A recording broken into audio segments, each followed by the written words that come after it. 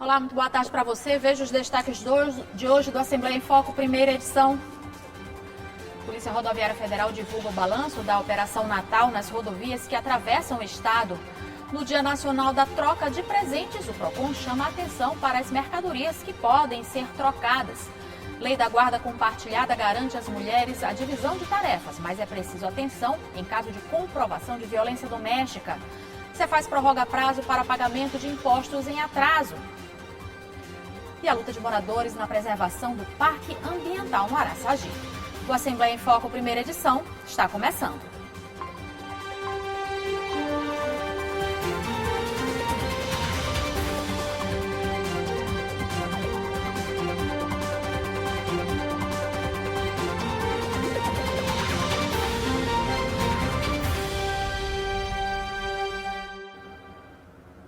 A Polícia Rodoviária Federal divulgou o balanço da Operação Natal 2023, com atuação intensificada entre os dias 22 e 25 de dezembro. Nesse período, a PRF contabilizou mais óbitos nas estradas federais que atravessam o Maranhão em relação ao Natal do ano passado. Volta para casa após o feriado de Natal pela BR-135, principal acesso para a capital maranhense, foi tranquila. Só nas barreiras de fiscalização eletrônica que registramos pequenos congestionamentos. E nós viemos aqui na sede da Polícia Rodoviária Federal para acompanhar um resumo do que aconteceu nessa volta do feriado de Natal aqui no Maranhão. Aqui ao meu lado o inspetor Lucas Mourão. A gente já tem um número aí já meio preocupante, né? Aumentou a quantidade de acidentes nesse período. Exatamente, foram 4 dias de operação, trabalho muito intenso desenvolvido pela Polícia Rodoviária Federal. Ao longo desses 4 dias, mais de 1.700 pessoas fiscalizadas, mais de 1.250 veículos abordados. Mas apesar de todos esses esforços, inclusive as ações educativas que alcançaram aí quase 500 pessoas, houve um registro de números consideráveis relacionados a ocorrências de acidente de trânsito. Foram 22 ocorrências atendidas pela Polícia Rodoviária Federal, sendo que desses 22 acidentes, 11 com gravidade, 19 pessoas ficaram feridas e 7 óbitos foram registrados. Esse número de óbitos é preocupante porque no ano passado apenas um caso de óbito havia sido registrado. Já esse ano, infelizmente, 7 pessoas acabaram sendo vítimas de acidente de trânsito. Infelizmente, o balanço aponta que a irresponsabilidade no trânsito ainda é preocupante, ainda é um problema a ser combatido. Em relação às infrações de trânsito, também fazendo o mesmo comparativo, houve um aumento em quase 50% se comparado ao ano passado. Principalmente aquelas infrações gravíssimas que comprometem a segurança no trânsito, como é o caso do excesso de velocidade, manobras de ultrapassagem proibida e não utilização de equipamentos de proteção obrigatórios. Para se ter uma ideia, mais de 340 condutores foram flagrados dirigindo acima da velocidade máxima permitida. Em relação às manobras de ultrapassagem proibida, nós tivemos um aumento em quase 50%, enquanto que no ano passado 74 casos foram registrados. Esse ano foram registrados 109 casos de manobras de ultrapassagem proibida. Já a não utilização de capacete, o equipamento de proteção tão importante para o motociclista, voltou a aumentar novamente. No ano passado foram registrados 60 casos e esse ano dobrou o número de casos. Mais de 120 casos de não utilização de capacete foram registrados. Então, infelizmente, a imprudência no trânsito ainda é um problema. Todas essas operações que estão sendo desenvolvidas estão dentro da nossa grande operação de segurança viária, que é a Operação Rodovida. Finalizando a Operação Natal, já se começa a executar a Operação Ano Novo. Com certeza, os números levantados na Operação Natal servirão de base para modificações de ações, para que sejam intensificadas ações com um foco mais preciso, mais objetivo, direcionado a essas infrações onde foi observado o aumento. Enfim, todo o nosso efetivo policial continuará reforçando as ações de fiscalização para que consigamos, ao final da Operação Ano Novo, ter números melhores que esses números apresentados na Operação Natal, principalmente com a redução de acidentes, redução de feridos graves e redução de óbitos, que é o nosso principal objetivo, preservar vidas. A BR-135 foi a campeã em registros de acidentes. Mas a BR-316, principalmente no trecho próximo à cidade de Piritoró, foi a mais fatal, segundo dados da PRF. O dia 26 de dezembro é considerado o Dia Nacional da Troca de Presentes. É quando os consumidores voltam às lojas para escolher outra mercadoria, porque o que ganhou no Natal não serviu ou veio com algum defeito. Mas vale lembrar que existem regras para que a troca seja feita, apesar de alguns lojistas usarem o bom senso como forma de garantir o cliente. Patrícia veio à procura do calçado para a festa de Ano Novo e também aproveitou para a troca daquele presente de Natal, porque não deu certo na pontuação. Sempre acontece, né? O marido deu um presentinho, às vezes esquece a pontuação, né? E aí a gente veio trocar, aproveitar que hoje está mais tranquilo, né? E aí eu vim hoje logo para o Ano Novo, já está garantido, né? Para poder usar. Os lojistas já estão acostumados. Depois do Natal, a clientela sempre volta para a troca de produtos. O que muita gente não sabe é que o lojista só é obrigado a trocar a mercadoria se ela apresentar defeito. Mas aqui no comércio, em época de Natal e festas de fim de ano, vale a política da boa vizinhança. Na hora da troca, quem sabe a loja consiga até vender um pouquinho mais. Geralmente é assim, vem trocar, né? Porque não gostou, como ganhou de presente, a pontuação não era aquela, aí acaba que leva um produto mais caro do que veio trocar, né? E acaba nos beneficiando na troca. O consumidor que volta para trocar um produto, ele acaba comprando mais. Ele acaba trocando aquele produto e comprando mais produtos. Então, fique atento. E a relação de consumo ela tem que ser harmoniosa, principalmente quando se trata de consumidor que está comprando presente. Geralmente ele pode errar no tamanho, geralmente ele pode ter problemas de gosto, e aí é bom que o fornecedor tenha sim uma política de trocas bem eficaz. De acordo com o PROCON, ao efetuar a troca, deve prevalecer o valor pago pela compra. E caso o produto apresente algum defeito, o fornecedor tem até 30 dias para solucionar o problema. Quando se trata de um produto que apresenta um defeito, o consumidor ele deve levar à loja ou à assistência técnica e a empresa tem 30 dias para consertar o produto. O comércio está de portas abertas, esperando também o cliente da troca, que vira o cliente da nova compra. A pessoa vem trocar e aí ele já se agrada da roupa do Réveillon, já para uma outra ocasião, para uma outra confraternização, e a gente troca. Apesar que não é de lei que o comerciante troca, mas troca pelaquela camaradagem e o comerciante sempre com aquela expectativa de vender mais uma peça, né? E veja no próximo bloco, Lei da Guarda Compartilhada garante às mulheres a divisão de tarefas, mas é preciso atenção em casos de comprovação de violência doméstica. E Cefaz prorroga prazo para o pagamento de imposto em atraso. É o que você acompanha logo após o intervalo.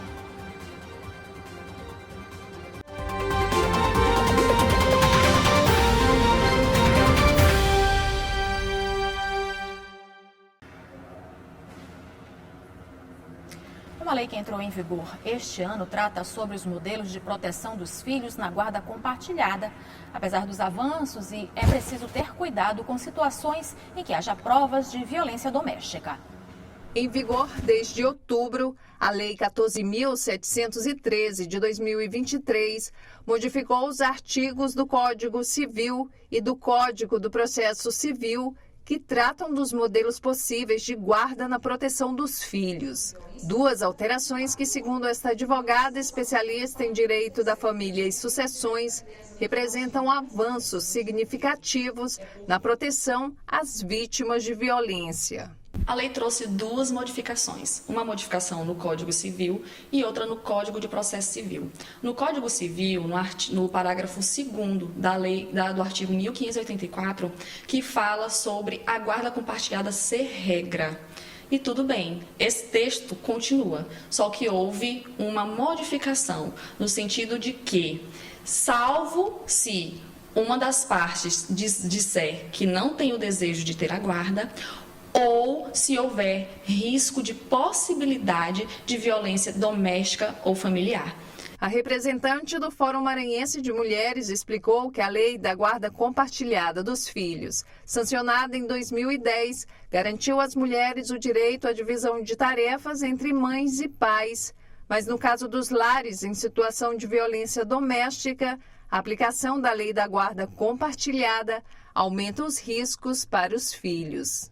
O Fórum Maranhense de Mulheres atua no sentido de tornar consciente, né, essas mulheres, a sua realidade, que pode estar sendo uma realidade de violência.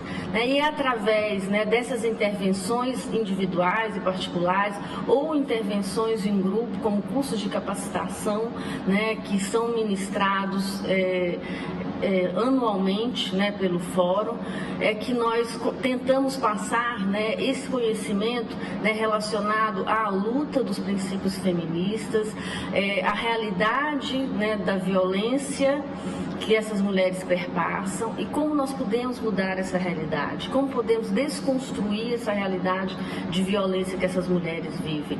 E é nesse sentido que o Fórum atua e orienta essas mulheres, né, seja em grupos, né, de capacitações ou seja em intervenções individuais. Segundo esta psicóloga, entre as consequências, o sentimento de desamparo e transtornos que podem afetar os filhos pela vida inteira. A criança fica no desamparo, e esse desamparo não é sem consequências a curto, médio e longo prazo, né? Porque a criança fica desprotegida, ela fica abandonada nessa situação. E isso traz consequências. E ao longo da vida, por exemplo, isso pode trazer vários tipos de transtornos mentais, problemas cognitivos, problemas relacionais, distúrbios na aprendizagem. Então, as consequências para vítimas, né, para filhas de vítimas de violência doméstica, é muito grave, né? Quer dizer, elas não são acometidas da morte, via de regra, mas elas têm outro tipo de morte que é, né, imputada a elas, que é justamente isso, as consequências dos sintomas ou dos transtornos que elas vão ter ao longo da sua vida por vivenciar essa experiência. E no caso de pedido de guarda unilateral, a mãe vítima de violência doméstica deverá apresentar provas ou indícios que demonstram as ações do agressor. A mudança também visibiliza a violência psicológica e patrimonial. Tudo isso são violências e principalmente a psicológica, para que aquela mãe fique fragilizada para sempre ceder, nos casos dos filhos menores, a todas as situações de vantagens ao genitor. Então, a lei ela vem para ajudar muito nos casos de violência dentro das varas de família. Os contribuintes com débito em atraso têm até amanhã para efetuar pagamentos dos impostos como IPVA e ICMS. De acordo com a Secretaria de Estado da Fazenda, o pagamento permite a redução de 60% a 95% no valor das multas e juros, com possibilidade de parcelamento. Prazo para o pagamento de débitos fiscais em atraso do IPVA, ICMS e TCD foi prorrogado para o dia 27 de dezembro. É a segunda vez que o governo do estado prorroga o benefício para que contribuintes possam ter mais tempo e aproveitar as reduções de multas e juros de tributos vencidos até o dia 31 de dezembro de 2022. Trata-se do Programa de Pagamento e Parcelamento de Créditos Tributários. Para os contribuintes com pagamento em atraso do Imposto sobre Circulação de Mercadorias, o ICMS, a nova chance permite a redução de 60% a 95% no valor das multas e juros, com possibilidade de parcelamento. No caso do IPVA, os contribuintes com débitos referentes a 2022 e anos anteriores terão redução de até 100% nas multas para o pagamento à vista. Quem optar pelo parcelamento, o desconto é de 60%.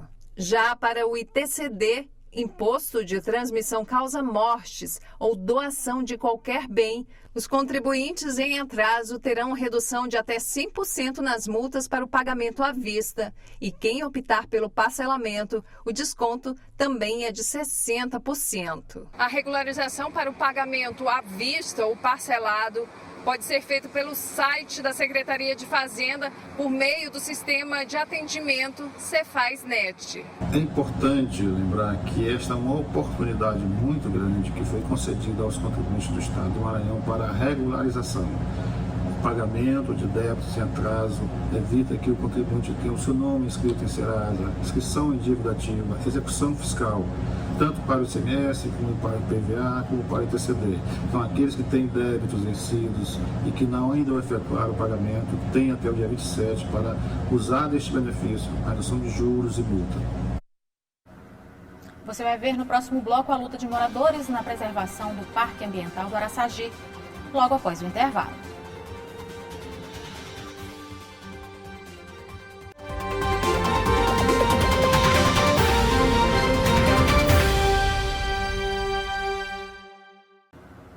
Moradores próximos a uma área de preservação no Araçagi, em São José de Ribamar, se mobilizaram para chamar a atenção sobre a degradação que vem acontecendo no local. Até um abaixo-assinado foi feito como forma de pedir um cuidado maior em preservar a fauna e a flora da área. Em meio à correria do dia a dia, no vai e vem de uma das vias mais movimentadas da região, a reserva passa despercebida por muita gente.